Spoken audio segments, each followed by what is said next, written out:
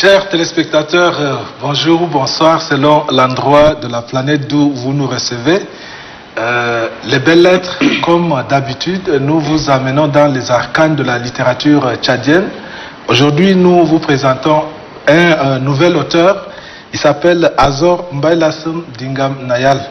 Avec lui, nous allons parler de son premier ouvrage qui est en deux parties.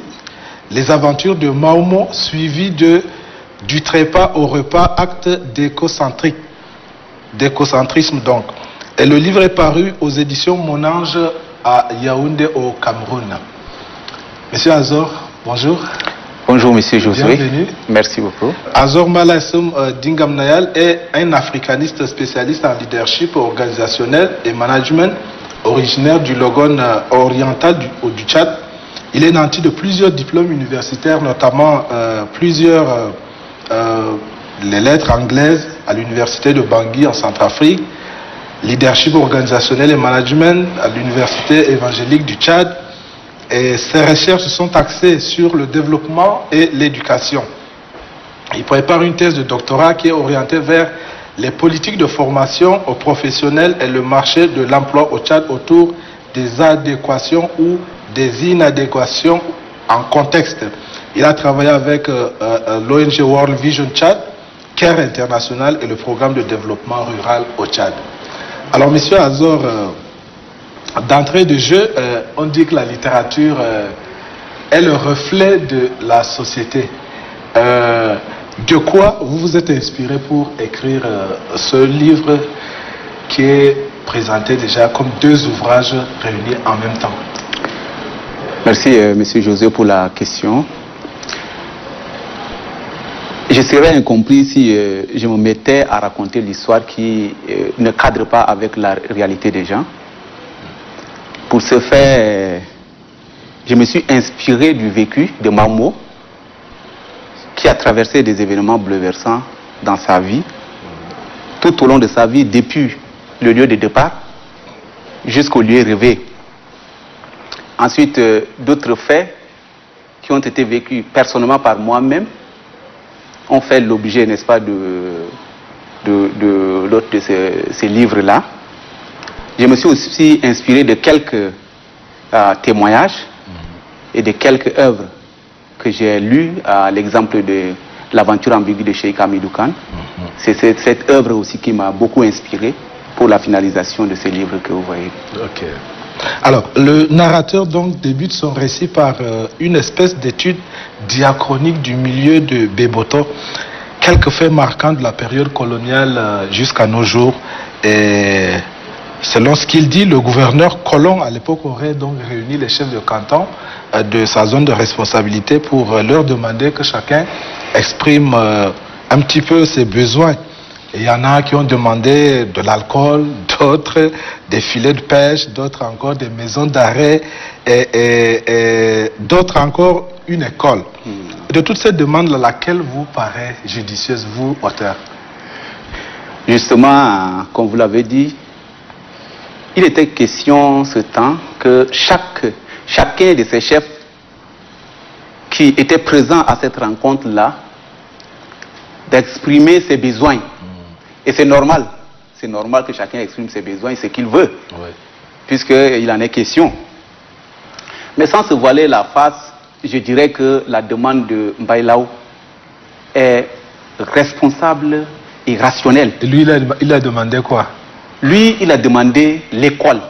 Parce qu'il a trouvé que les fils du Logone oriental doivent quitter le Logone oriental pour aller dans le Logone occidental ou dans le Moinchari ou bien dans la Tangilé pour étudier. Alors que il y a les jeunes qui sont là, qui ont la volonté d'étudier, qui ont la volonté d'avancer dans les études, mais ils doivent effectuer le déplacement en dehors de la zone. Et ça les limitait. Ils n'avaient pas la possibilité d'aller là-bas. Et il a demandé l'école au profit de tous les enfants de cette zone-là. Et il aurait fait aussi la même demande que les autres, n'est-ce pas? Il aurait fait la même demande. Mais en tant que leader, et cela rappelle aussi le leader. Un leader ne doit pas seulement considérer ses propres intérêts, il doit considérer l'intérêt des autres. Et il faut assurer aussi la relève. Pour lui, s'il y a l'école, ça permettra, n'est-ce pas, d'assurer la relève. Eux, ils vont partir. Mais il y a une génération qui les suit. Et il faut préparer cette génération-là. Et c'est une interpellation à nos leaders qui aiment plutôt voir leur ventre. Ils doivent considérer aussi l'intérêt des autres. Le narrateur donc de poursuivre que l'école demandait donc à Doba porta le nom de Digwa Garandi. Et ce choix de nom d'un Tofuri lui a paru un petit peu injuste. Il aurait préféré à sa place le nom de Mamadou Mbaïlaou. Alors pourquoi remet-il en cause donc le choix? On suppose que c'est la population qui aurait choisi de baptiser l'école ainsi. Est-ce que le nom de Digwa fut choisi au hasard?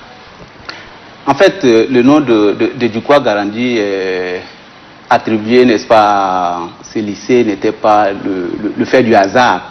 C'était une concertation, n'est-ce pas, entre les cadres du Logone oriental. Ils se sont retrouvés et ils ont trouvé que Digwa était l'un des grands intellectuels. Et selon l'histoire, Digwa était celui-là qui accumulait, n'est-ce pas, qui accumulait les prix chaque année à l'école. Il accumulait et pour inciter, n'est-ce pas, les jeunes, il faut choisir quelqu'un qui soit un modèle, pour les autres. Effectivement, comme je l'ai dit, on aurait dû choisir Mbaïlaou, mais entre-temps, il y avait un problème qui se posait entre les cadres du Logo oriental. Et si on prenait quelqu'un, n'est-ce pas, un cadre du Logo oriental, ça n'allait pas, n'est-ce pas, être accepté par tout le monde. Et il fallait choisir parmi, c'est un Tchadien. Oui. Il fallait choisir celui-là. Quelqu'un de neutre. Voilà, quelqu'un de neutre. Et c'est Ngargos Mosnda qui a insisté même pour qu'on puisse, n'est-ce pas, prendre le nom de Digwa Garandi. Ngargos lui-même, il est de ce canton dont je fais allusion là. Alors, vous rapportez par votre narrateur donc le chef de canton de Beboto de l'époque, donc Mamadou Mbaïlaou, a refusé le mouvement de la tchaditude prôné par le premier président Garta Tombalbaye, avec qui visait donc à cette époque-là non seulement le rejet des prénoms français, parce que il a refusé le nom François, il a préféré plutôt Ngarta à sa place, mais aussi il a imposé l'initiation à tous. Quelle fut donc la réaction des autorités, donc précisément de François Tombalbaye ou de Ngarta Tombalbaye à l'époque lorsque ce chef de canton local a refusé d'adopter sa politique? Ok, je rappelle encore que Mamadou Mbaïlaou, avec l'ancien président Ngarta Tombalbaye, furent des grands amis, hein, parce qu'ils ont milité dans le même parti, le PPT-RDA, n'est-ce pas? Donc ils ont milité ensemble. Et ce qui les a divisés, c'est ce retour à la source là, la tchaditude là. C'est ça qui les a divisés, parce que Mbaïlaou, étant un fervent chrétien, il ne veut pas se compromettre. Lui, il a refusé catégoriquement. C'est vrai, bien avant ça, bien avant la révolution, l'initiation se pratiquait également dans ce canton. Mais là-bas, c'est le Beul qui est différent de Yondo. Et le Beul, on n'obligeait pas les gens à aller. Les jeunes partaient d'eux-mêmes. Mais le Yondo était imposé à tout le monde. Et c'est ce que Mamadou Mbaïlaou n'avait pas du tout accepté. C'est vrai, il n'avait pas accepté, mais il y a eu des gens qui sont partis volontairement. Les gens de ce canton qui sont partis volontairement. En dehors de Beboto, où on n'avait pas arrêté les gens par force pour les amener, dans les autres zones, les gens étaient forcés pour aller à l'initiation du Yondo.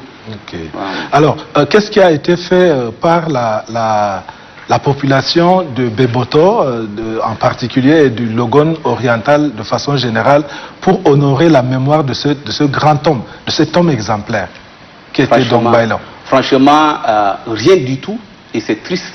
C'est vraiment triste de ne pas honorer la mémoire de cet homme-là, qui a tout fait pour les fils du Logone oriental, et de par le Tchad, pas seulement le Logone oriental, parce que si on forme les cadres, ce n'est pas seulement pour le Logone oriental, c'est pour tout le Tchad. Et cet homme a été oublié. Il a été oublié, malgré qu'il y a eu des nouveaux lycées qui sont créés Mais on n'a pas pensé à cet homme. Et comme je l'ai dit, c'est vraiment triste. Nous lisons là qu'il fut un fervent chrétien, parce que il a initié des réformes, hein, même religieuses. Il a empêché que les gens prennent de l'alcool, il a empêché que les polygames vivent là. Il a fait beaucoup de choses dans le domaine religieux. Mais est-ce qu'il ne fallait pas plutôt regarder du côté des chrétiens qui pouvaient, on ne sait pas, essayer, je ne sais pas, baptiser une église ou un centre de formation en son nom? Pourquoi on n'a pas vu de ce côté? C'est vrai, il a été un modèle pour les chrétiens et je crois que beaucoup continuent à vivre comme lui. Mais je trouve que l'honorer à travers, n'est-ce pas, les églises, ce n'est pas tellement très objectif. Et l'honorer à travers les écoles, c'est vraiment objectif puisque l'école n'est pas laïque. Et il fallait vraiment le faire. Parce que si on devait l'honorer à travers l'église, ça allait créer un peu de problème parce qu'il est de confession protestante. Or, il y a aussi les catholiques, il y a aussi d'autres églises. Et ça risque de ne pas vraiment être accepté par tout le monde. Ok. Alors, le narrateur, donc, de conclure son récit, dit que le village Beboto, donc autrefois exemplaire, a perdu de son rayonnement. L'école est régnée et le vice a pris possession des cœurs. Qu'est-ce qui est à l'origine d'un tel revirement de situation? En fait, à partir de 1970 jusqu'à 1980, l'école a été vue comme l'instrument privilégié de la promotion sociale. Parce que les parents voyaient les fils de ce village-là qui venaient. À l'exemple de Ngangbe Kosnaï, Odingar Milareu, Ngargos Mosnda, Honoré Toubarou. Ils rentraient deux fois, certains rentraient en avion, certains rentraient en voiture. Et cela donnait, n'est-ce pas, le courage. Cela encourageait les parents à envoyer les enfants à l'école parce qu'un jour à l'autre, ils vont devenir comme leurs frères. La porte de la fonction, n'est-ce pas, de l'emploi est fermée. Et il s'avère que les diplômés qui devraient plutôt s'occuper des parents en travaillant sont rentrés au village, sont chômeurs, et ils sont rentrés au village. Quelles leçons les parents doivent tirer? Quelles leçons ces jeunes-là doivent tirer? Ils diront, mais celui-là, il est parti jusqu'à là-bas, mais il est rentré aussi avec nous. Est-ce qu'il faille encore continuer avec l'école? Voilà le découragement. Okay. Les parents ont trouvé que l'école ne donne plus. Ce n'est pas l'école d'hier là, et c'est ce qui se dit toujours. Alors, ce qui retient beaucoup plus l'attention du lecteur dans votre ouvrage, c'est le mode de vie communautaire. Dans le village donc, de Maomo, le héros, manger en groupe, l'éducation communautaire des enfants. Maintenant, avec l'avènement du modernisme, est-ce que ce mode de vie existe-t-il encore? Vous ne pouvez pas me dire qu'avant, les gens ne respectaient pas l'hygiène. Est-ce que les gens ne se lavaient pas les mains avant de manger? Ils mangeaient ensemble, c'est vrai, ils mangeaient ensemble, ils buvaient ensemble, ils étaient tout le temps ensemble. Mais ils n'ont pas vécu les maladies que nous vivons aujourd'hui. Ah oui. Les maladies que nous vivons aujourd'hui, ces grands-parents-là n'ont jamais vu. Et ils ont vécu aussi longtemps que ça. Malgré qu'aujourd'hui nous prenons des préventions. Allez-y au cimetière de Ngonba. Ah oui. Allez-y au cimetière de Lamadi.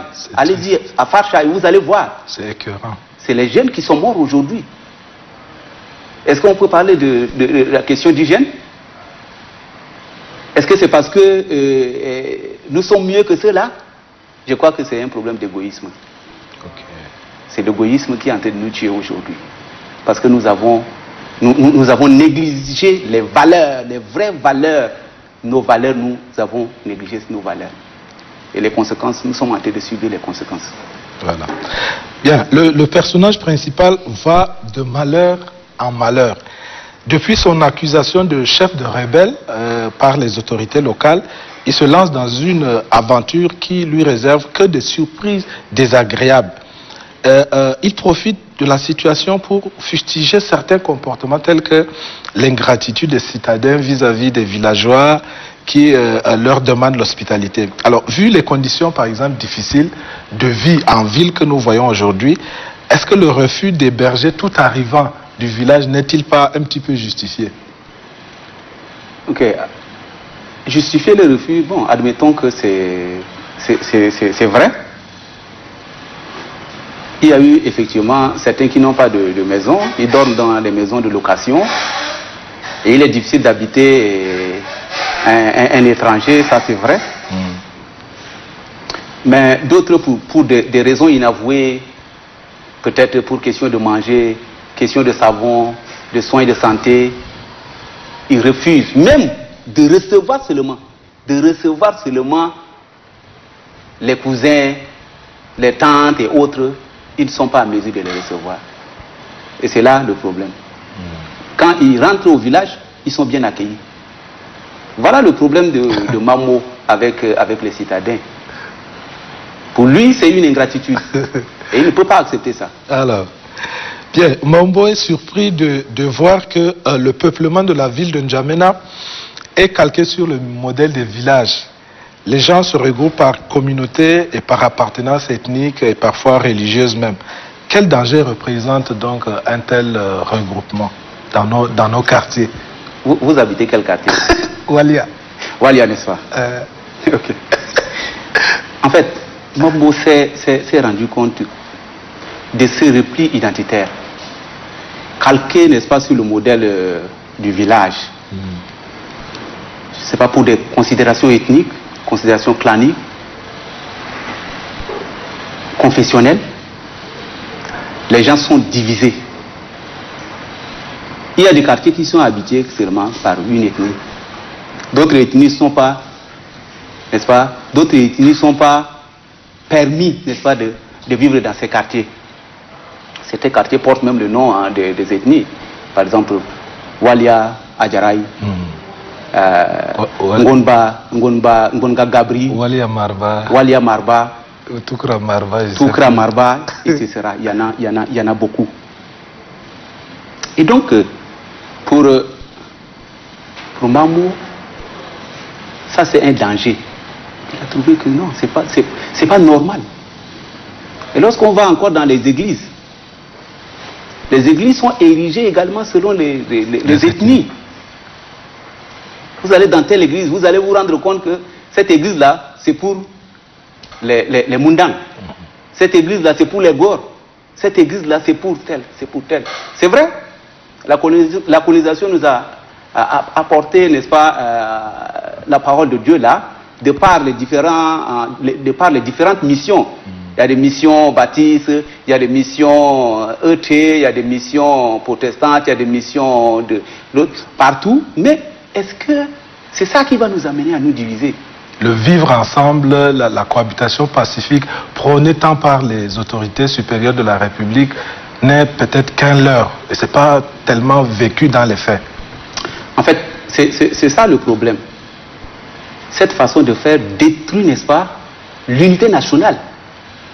La cohabitation devient problème. Lorsque les gens ne vivent pas ensemble, lorsque les gens ne sont pas habitués à être ensemble, à partager le repas ensemble, à vivre dans le même quartier, on trouve que dans tel quartier-là, si j'habite, c'est l'insécurité. Il faut que je vive dans le quartier où il y a des parents. Et c'est ça ce qui se dit, non? Que je vive dans le quartier où il y a les parents, s'il y a quelque chose, ils vont me défendre. Et c'est pour question de sécurité, les gens... Mais qu'est-ce qu'il y a derrière ça? Qu'est-ce qui a fait qu'il n'y a pas vraiment la tranquillité? Qu'est-ce qui a fait que les gens ne sont pas vraiment sûrs d'eux, d'habiter dans... Aujourd'hui, je suis là, si je dis je vais aller habiter Faya, ou bien je vais aller habiter, je ne sais pas, rue de 40, les gens vont dire, est-ce que je suis normal?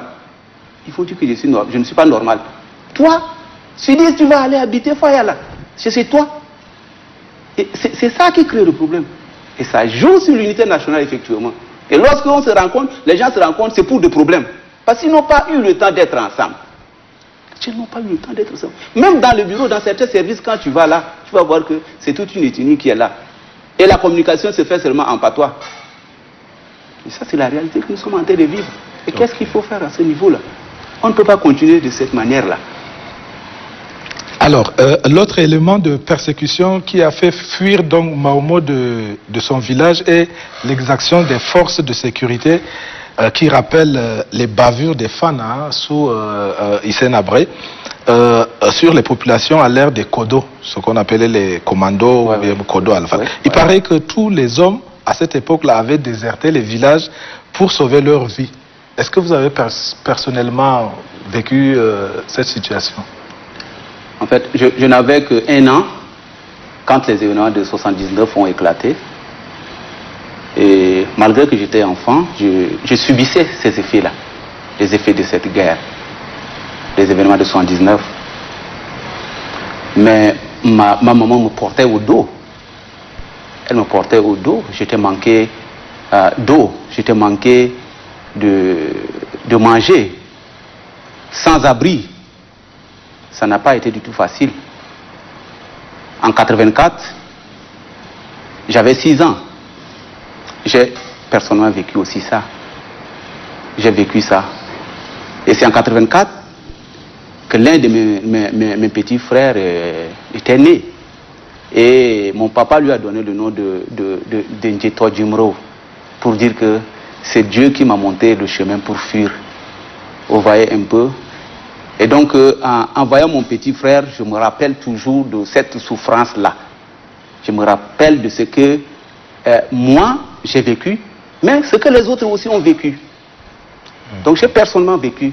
Mahomo, donc, est un villageois authentique qui n'a pas pu s'adapter aux réalités nouvelles donc, de la ville et aux mutations de la société. Parce qu'il est arrivé à N'Djamena, qui s'appelait donc Fort Lamy, et il est passé d'aventure en aventure, d'aventure en aventure, jusqu'à ce qu'il retourne au village sans avoir rien gagné. Alors, quel est donc le message dont vous, son créateur, le chargé de délivrer à vos lecteurs? Est-ce qu'il faut se méfier de la ville, se méfier des citadins? Ok.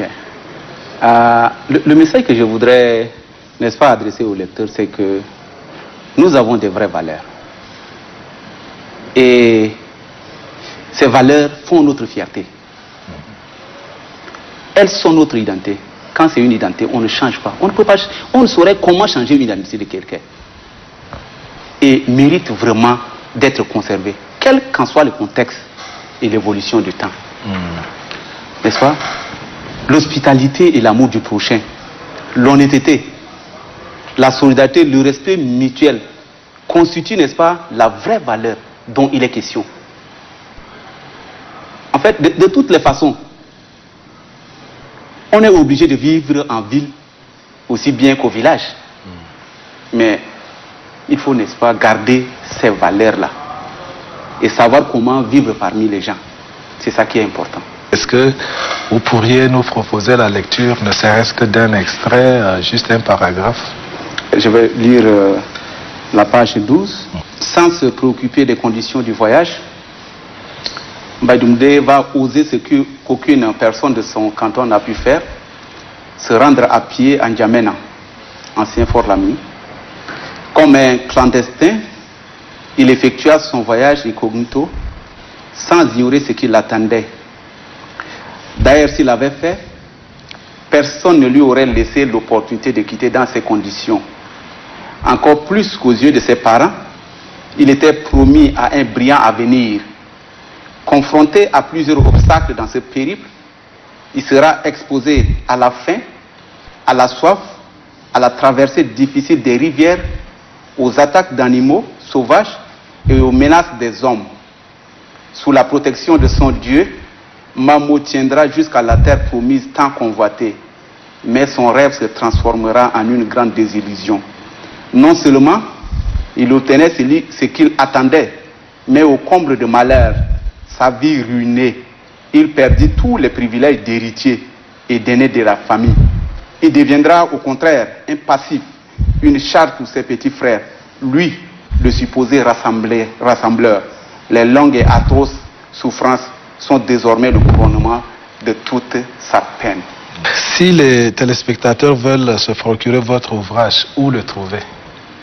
Actuellement, le livre peut s'acheter au niveau de Sefood, en attendant de faire d'autres commandes et peut-être les déposer dans d'autres librairies. Alors, Monsieur Azor Mbaïla Sam, merci beaucoup. Merci, Monsieur Josué. Merci.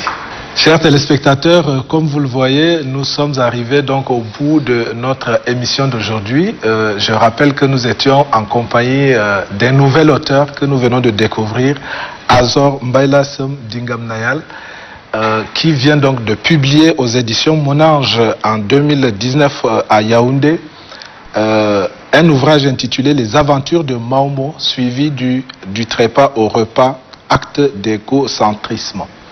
Merci à vous de nous avoir suivis et surtout restez en compagnie des programmes de Télé Tchad qui ne s'arrêtent pas.